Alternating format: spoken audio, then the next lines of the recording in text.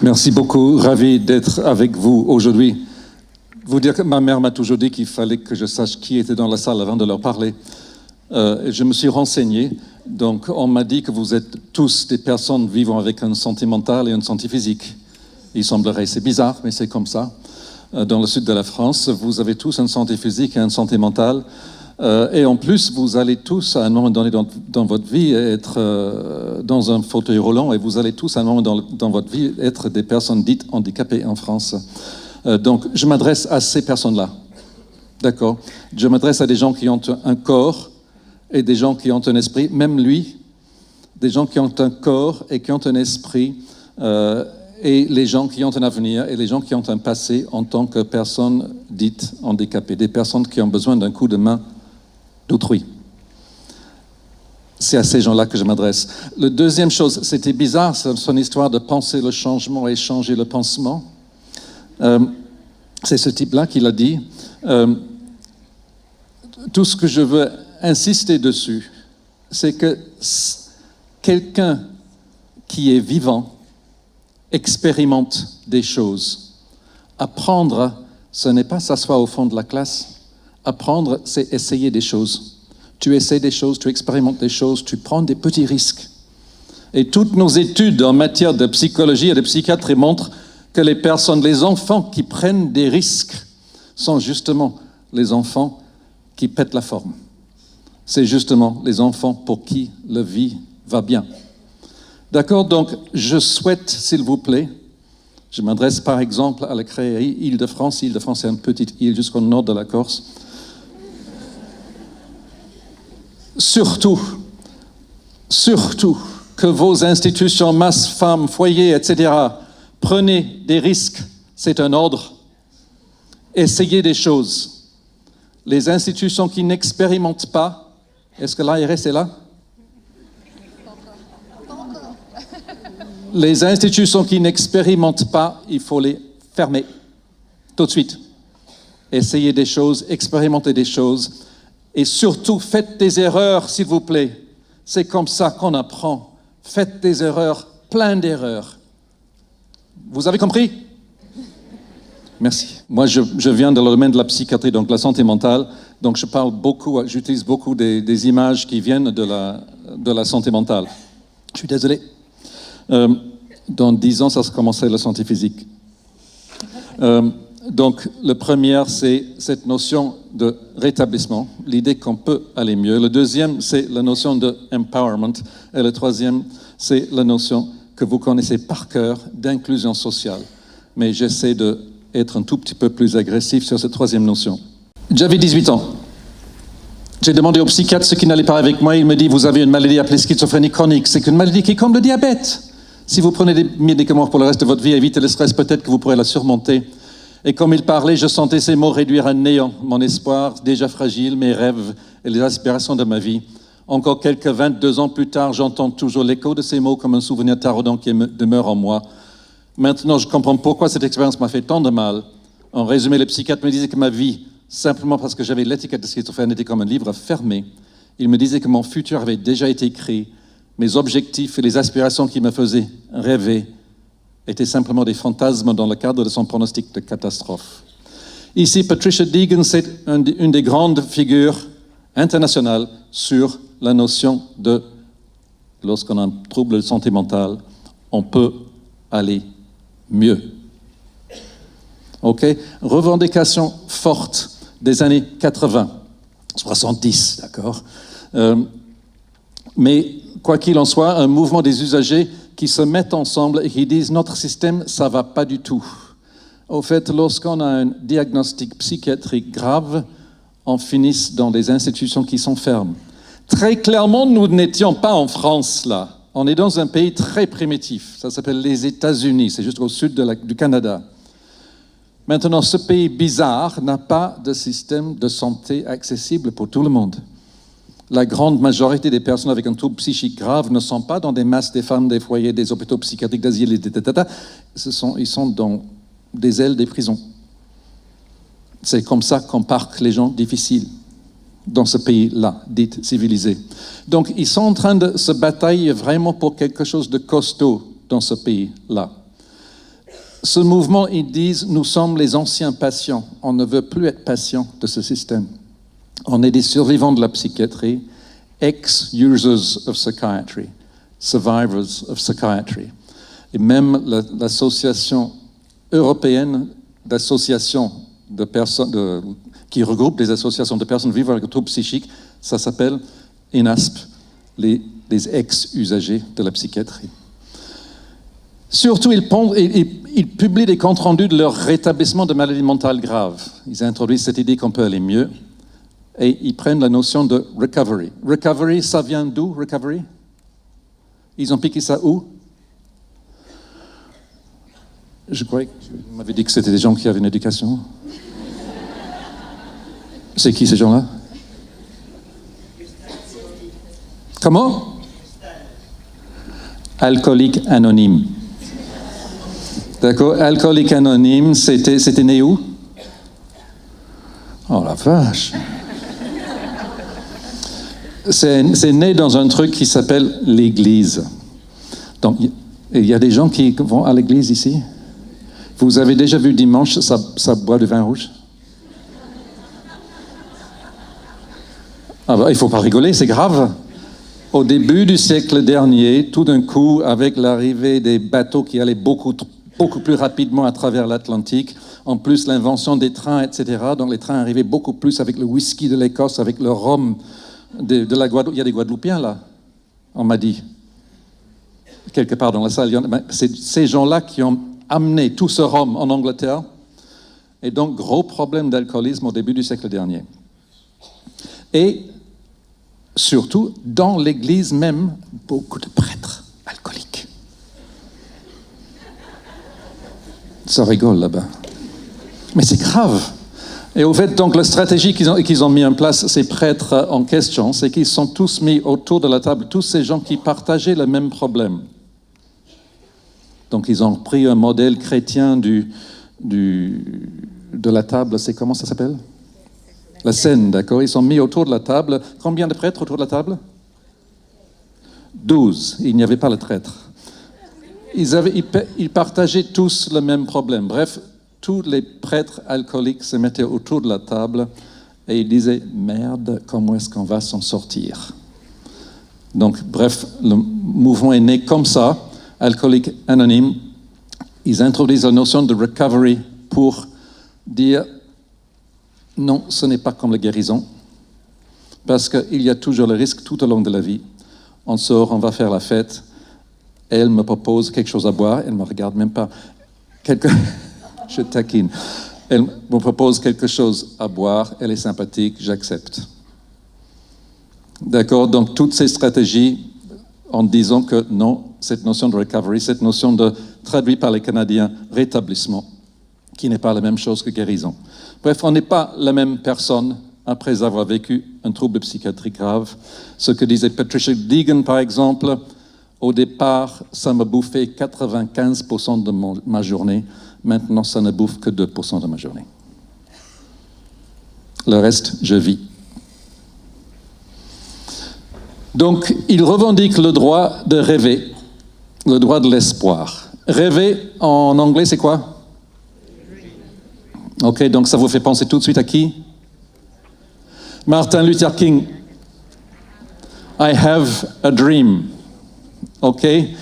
Le rêve de Martin Luther King, donc bref, ils s'inscrivent dans une dynamique, non pas de « on va travailler sur notre santé », mais une dynamique de revendication sociale et politique. Je rêve, dit Martin Luther King, d'une société dans laquelle il y a une place pour nous, les Noirs. Repris par Patricia Deegan, je rêve d'une société dans laquelle il y a une place pour nous, les personnes vivant avec un trouble psychique. L'exemple qu'il donne, Martin Luther King, voilà une partie du discours. Je rêve d'une société dans laquelle mes enfants et les enfants des Blancs vont jouer dans la même cour d'école. Je rêve d'une société dans laquelle les fils des esclavagistes et les fils des esclaves vont boire un coup ensemble autour de la même table. Toute une série d'images comme ça. Il insiste, I have a dream today. Je fais ce rêve aujourd'hui. Merde, il faut que ça bouge. Donc, ce mouvement des droits civiques, les personnes vivant avec un trouble psychique s'inscrivent là-dedans. Ils disent, là, j'utilise le terme rétablissement, ici c'est Deegan encore une fois, non seulement en référence au processus par lequel on se remet d'une maladie mentale, mais aussi à celui par lequel on se remet des effets de la pauvreté, d'être un citoyen de seconde zone, de la stigmatisation intériorisée, des mauvais traitements et traumas subis de ces personnes qui sont là pour vous aider, et des effets destructeurs pour l'esprit du système psychiatrique. Bref, elle dit, c'est pas juste la maladie qui est le problème. C'est le fait que j'avais 19 ans, je suis tombé malade une première fois, on m'a hospitalisé, je suis parti à l'hôpital. Bon, maintenant les gens disent je suis parti à l'hôpital, mais 3 semaines plus tard, je n'avais pas payé mes factures, donc mon téléphone portable a été coupé, les copains ne me visitaient plus. J'ai été inscrit à la fac, mais j'ai arrêté ça. Et puis à la fin de 6 mois, j'ai décidé de ne plus m'inscrire à la fac. L'hôpital en question, c'était à 25 km. Chez nous, à Paris, c'était à Maison-Blanche, c'était à 25 km. 1h30 en transport public pour y aller, les copains n'y allaient plus. Bref, on n'a plus de réseau. Après 2 ou 3 ans comme ça, on ne connaît plus personne. Il y a juste la famille, si on a de la chance d'avoir une famille. Se remettre de ça, c'est la moitié du boulot. Je regarde le président. Et c'est là-dessus qu'il faut bosser la moitié du temps. Pas sur les problèmes des gens, les problèmes de leur handicap, mais il faut bosser sur la société. Est-ce que c'est clair? Suivant. Le but de rétablissement, ce n'est pas de devenir normal. Le but est d'accomplir notre vocation humaine, de devenir plus profondément, plus totalement humain. Ce n'est pas la normalisation, le but est de devenir l'être humain unique, merveilleux, impossible à reproduire, que nous sommes appelés à être. Sous-entendu, la personne avec l'expérience d'un trouble psychique, c'est quelqu'un qui a d'autres expertises. C'est quelqu'un qui peut nous apprendre des choses. Est-ce que vous avez compris que, en termes de santé mentale, parce que c'est ma spécialité, les 2 troubles sentimentaux les plus fréquents en France, c'est quoi? Numéro 1, dépression. 8% des personnes en France, un jour donné, sont déprimées. Il y a 700 personnes dans la salle. 8% de 700, ça fait combien? 56. Oh là là. Vous pouvez lever la main, s'il vous plaît, les personnes déprimées ici? Pourquoi ils rigolent? Ah, parce qu'ils ont honte de lever la main. Ah, parce que c'est stigmatisé être déprimé en France. Vous êtes des salauds. D'accord? Il y a 50 personnes dans cette salle qui sont probablement déprimées. Il y a peut-être 70 qui ont pensé au suicide dans les 30 derniers jours. Vous avez cette idée-là? C'est clair? Et vous êtes là. Le deuxième problème des Français, surtout à PACA Corse, Marseille, c'est quoi? Comment? La pauvreté. Non, pas santé mentale, s'il vous plaît. Santé mentale. Addiction. Alcool. Les Marseillais boivent de l'alcool. C'est le même genre de chiffre que la dépression. Dans des pays civilisés comme l'Australie, c'est moindre. Et ici, c'est 8%. De nouveau, il y a une 60aine d'alcooliques dans cette salle. Est-ce que les gens qui ont bu de l'alcool dans la dernière semaine pouvaient lever la main, s'il vous plaît?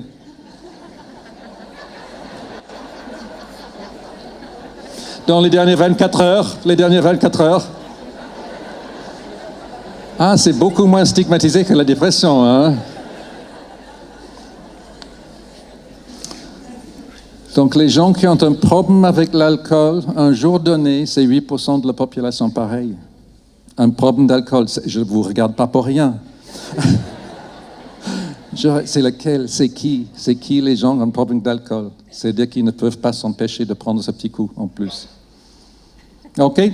Donc, nous, il faut qu'on vive avec ça, avec le fait qu'on est tous concernés. Juste pour qu'on soit clair là-dessus.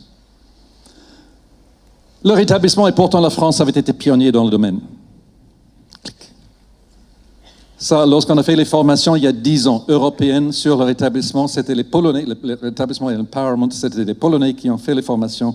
Le premier diapo, lors de leur première présentation, c'était ça. J'ai changé le sous-titre parce que c'était en polonais. Poussin et Pinel enlèvent les chaînes. Le vrai titre, c'est Des lunatiques. Nous sommes à Kremlin-Bicêtre et M. Poussin a découvert qu'au fait, s'il enlevait les chaînes de ces dames, parce qu'avant ça, tout le monde est enchaîné, au fait, elles allaient mieux. Et en plus, non seulement il y avait beaucoup qui allaient mieux, mais en plus, elles voulaient donner un coup de main. En plus, elles voulaient faire le ménage parce que c'était crade. En plus, elles faisaient la cuisine, et la cuisine était beaucoup mieux faite qu'avant. Bref, tout un mouvement qui a dit, attention, il y a plein de gens qui vont mieux, d'autant plus si on enlève les chaînes. Je ne suis pas en train d'impliquer, monsieur, que les masses et les femmes, c'est des endroits où on les enchaîne, des gens. Ou est-ce que c'est vrai? Non, plus maintenant. Ça a changé. La France était pionnière dans le domaine. Vous avez une responsabilité de continuer de l'être. Exemplaire dans le domaine. Pour Pinel, le rétablissement, c'est l'objectif principal de la réclusion en hospice. Une longue réclusion amène un régime plus régulier, un rétablissement plus ou moins durable, ou bien une nullité absolue à un état incurable de démence. Les écrits du fin du 19e siècle. Ici, je sais pas, vous avez cette notion en France? Ça existe ici?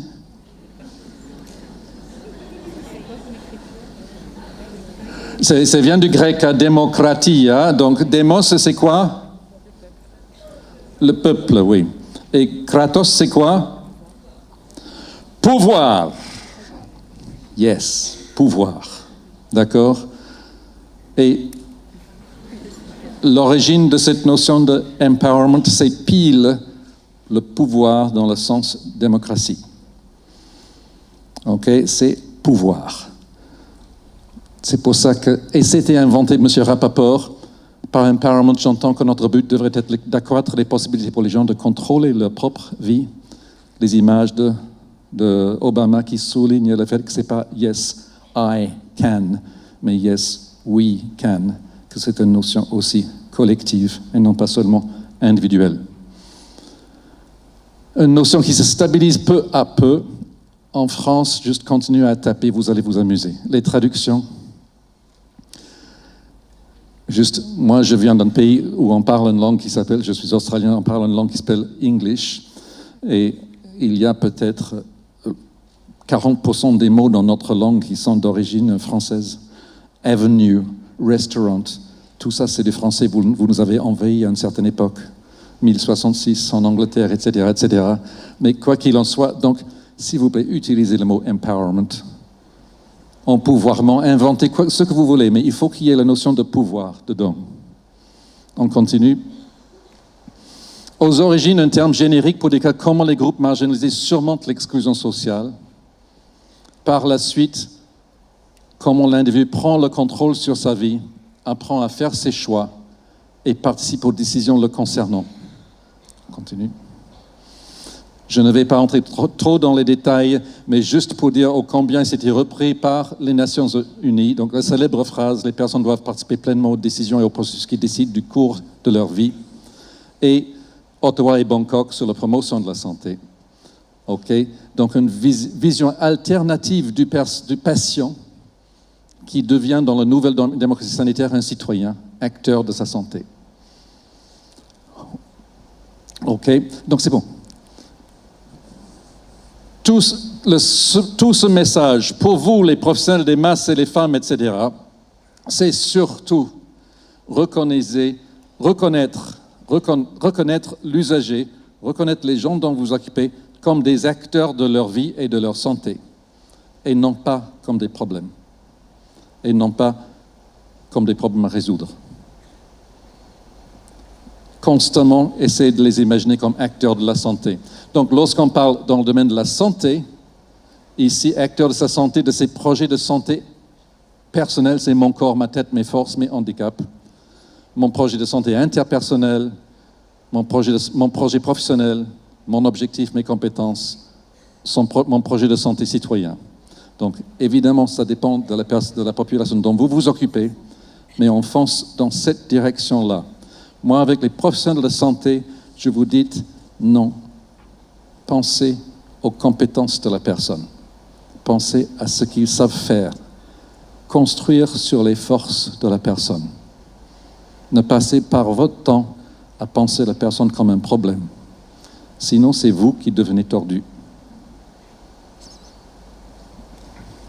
On continue. C'est quoi ce bruit sur le toit? Mais il ne pleut pas à Marseille, monsieur. C'est à cause de mon discours. C'est affreux. On continue. Yes. Imaginez le service comme un lieu où il se prend en charge. Donc ici, c'est le discours que je fais avec les professionnels de santé. Il peut compter sur une aide adaptée à son problème et non pas adaptée à la seule offre. Où il se forme. Bref, on va dans une institution médicale et médico-sociale, non pas pour être pris en charge. Est-ce que c'est clair? Mais c'est pour se former. Vous n'êtes pas des soignants, je dis toujours, vous êtes des formateurs. Vous n'êtes plus des soignants. D'accord? C'est terminé. Vous êtes des formateurs. Tout le monde ici, vous êtes des formateurs. Bref, dès le premier âge, on s'occupe des personnes qui sont différentes. Et ça inclut aussi des personnes avec une déficience intellectuelle. En Australie, on ne dit plus ça. On dit des personnes qui pensent différemment. Qu'est-ce qu'on a à apprendre de ces gens-là? Qu'est-ce que la personne malentendant, qu'est-ce que la personne qui entend, qui n'a pas de problème d'écoute, peut apprendre de la personne malentendant? Vous y avez déjà réfléchi? D'où je viens, vous passez une demi-journée par mois maintenant avec des bouchons dans l'oreille pour passer une demi-journée où tout le monde est malentendant. Et là, on découvre un tas de choses. On découvre un truc qui s'appelle l'odorat. On découvre l'importance du regard du coin de l'œil. Je l'ai vu bouger là. J'étais en train de regarder elle, mais au fait, cette fille là-bas, elle bougeait de son bras. C'est incroyable qu'elle a osé bouger.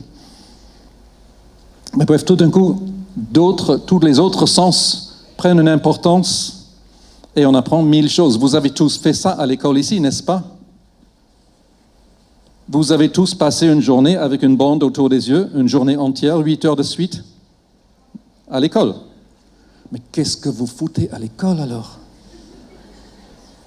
C'est comme ça qu'on apprend l'importance de reconnaître les voix des autres gens. Je reconnais sa voix.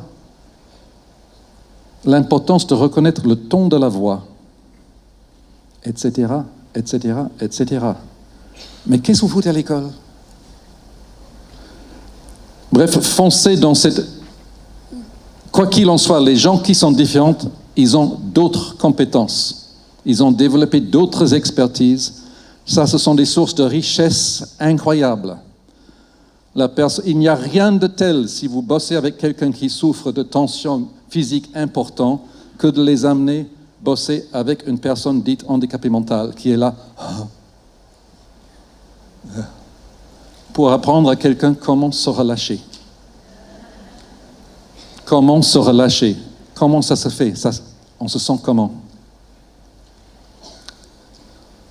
Lorsqu'on enlève ces gens de notre société, on nous enlève une richesse.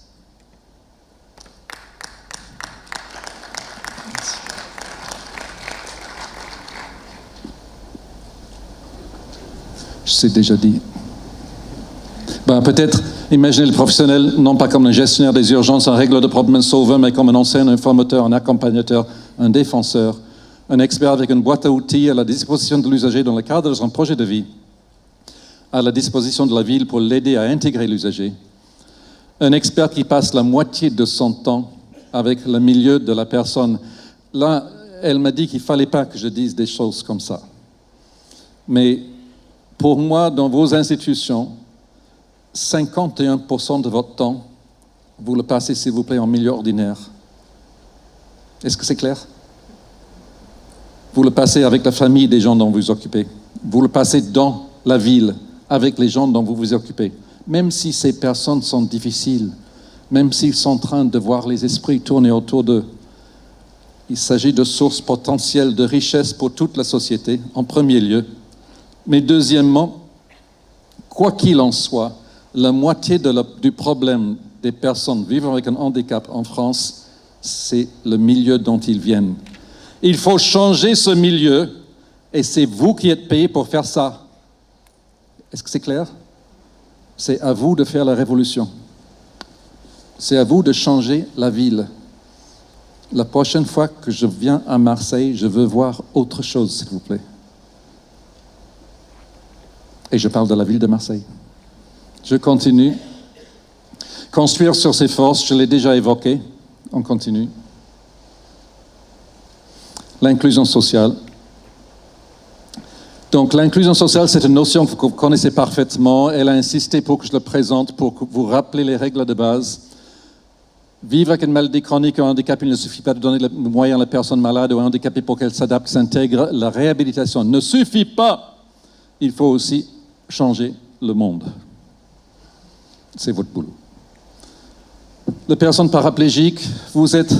Donc, prenez cet exemple, utilisez cet exemple. C'est un exemple qui marche avec le public général facilement. Vous venez d'avoir un accident de voiture grave. On vous met à l'hôpital. C'est horrible, on vous fait un tas d'interventions et le médecin, le chirurgien vous explique lorsque vous réveillez, je suis désolé, mais vous êtes paralysé à vie. Il y a un ergothérapeute, des infirmiers qui viennent avec un truc qui s'appelle un fauteuil roulant. Il va falloir que vous nous montrez tout à l'heure comment ça marche. Avec un fauteuil roulant, à côté du lit. Ils mettent la personne dans le fauteuil roulant. Ensuite, il y a un touch. Vous avez appris les fauteuils roulants lorsque vous êtes à l'école primaire, n'est-ce pas?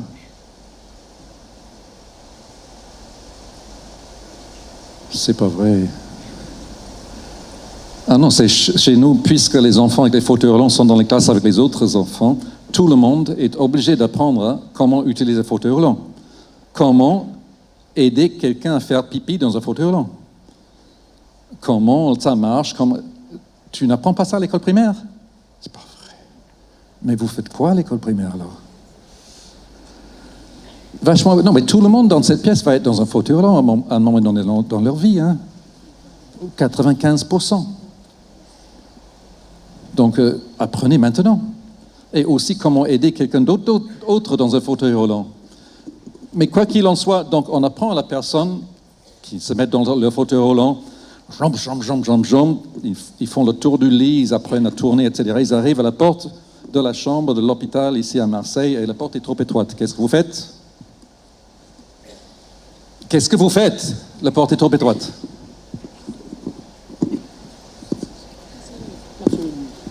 Vous cassez la porte.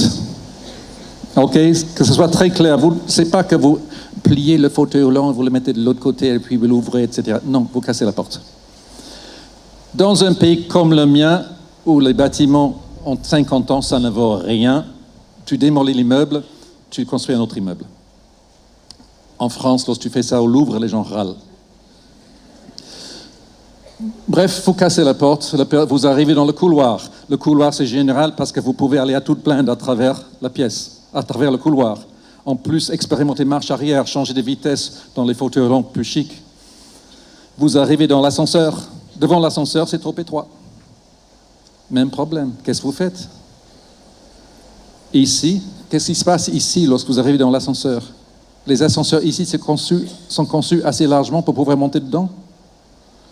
Bon, bref, si ce n'est pas assez large, de nouveau, vous cassez l'immeuble. C'est votre boulot. Les professionnels des masses, des femmes, etc. Vous cassez l'immeuble. Prenez vos marteaux et cassez. Bah oui, c'est votre boulot. Ensuite, vous arrivez dans la rue et le trottoir, c'est comme ça. Vous faites quoi?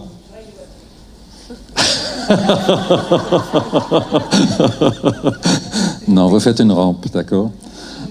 À Paris, ça a coûté 10 milliards, je crois, les premières 3 années de politique de mettre en place des rampes pour les fauteuils roulants. Ça coûte la peau des fesses, l'inclusion sociale.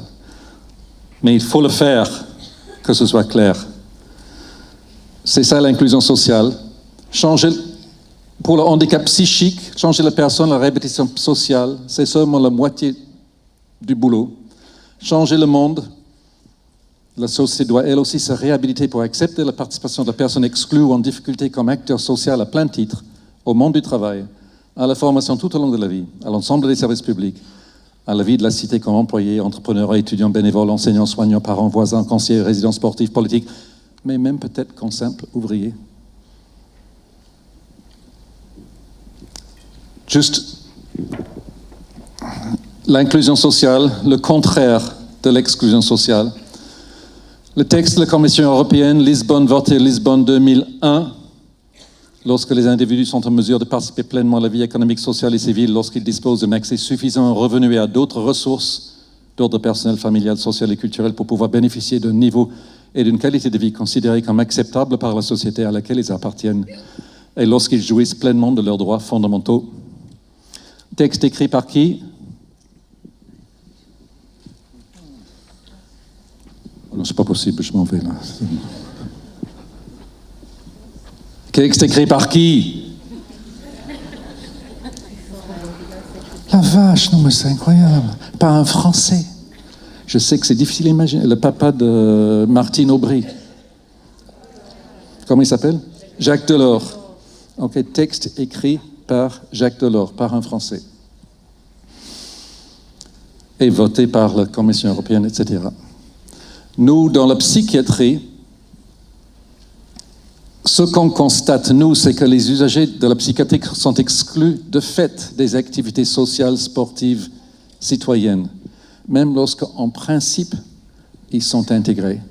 Mais par exemple, lorsque j'ai intégré la CRSA à l'ARS, l'Agence régionale de santé d'Île-de-France, je me suis trouvé dans une institution magnifique où ils avaient atteint déjà, il y a 6-7 ans, les 6% de recrutement des personnes handicapées. Sauf qu'il n'y avait pas une seule personne handicapée psychique. Ça s'appelle de la discrimination. Maintenant, ça change. C'est quoi la situation ici, PACA, Corse, l'ARS, s'il vous plaît? L'ARS, vous êtes où?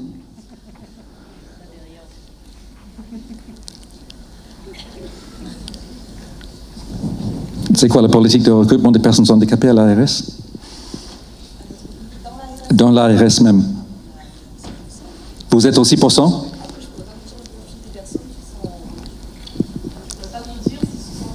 On ne peut pas dire le profil des personnes qui sont recrutées. Donc, on est en plein dedans.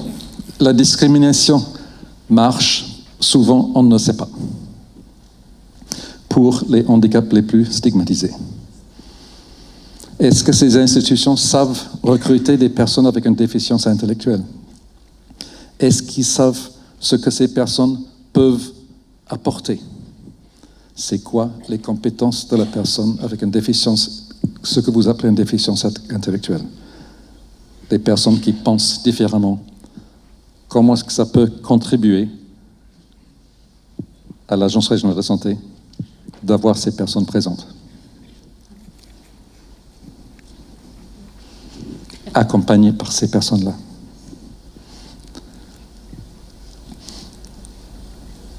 J'avais déjà dit sur tout ça. Nous, par exemple, qu'est-ce qu'on fait en ce moment à Paris?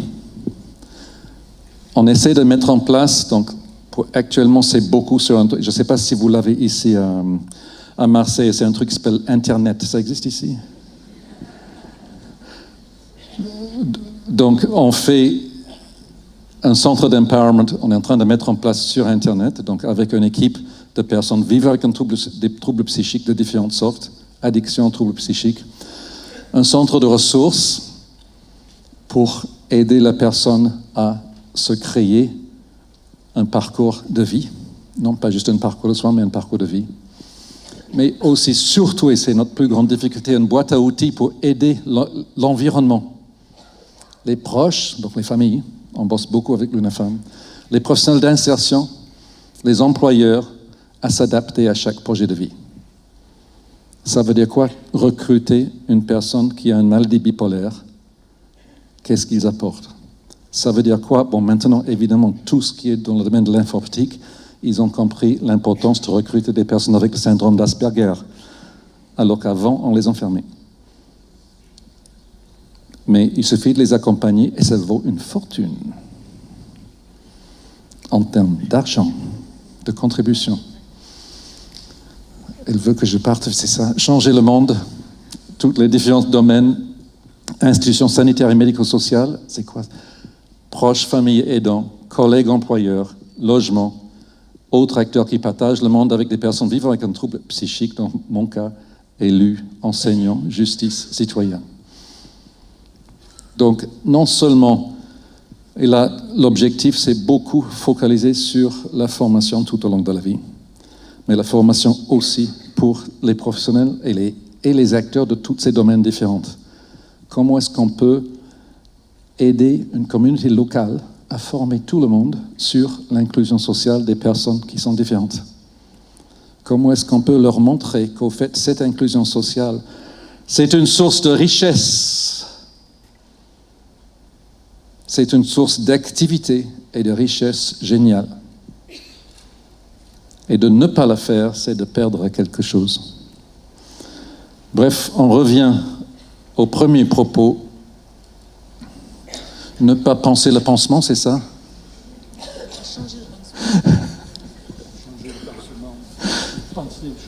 Ne pas changer le pansement, il faut penser le changement. Faites des erreurs, s'il vous plaît, tout de suite. Faites plein des erreurs. Juste notez ça. Organisez ça ensemble dans vos établissements. Qu'est-ce qu'on va faire cette semaine pour expérimenter quelque chose, pour essayer quelque chose? Deuxièmement, passez la moitié de votre temps en milieu ordinaire. Même 51%, s'il vous plaît. C'est un ordre. Merci.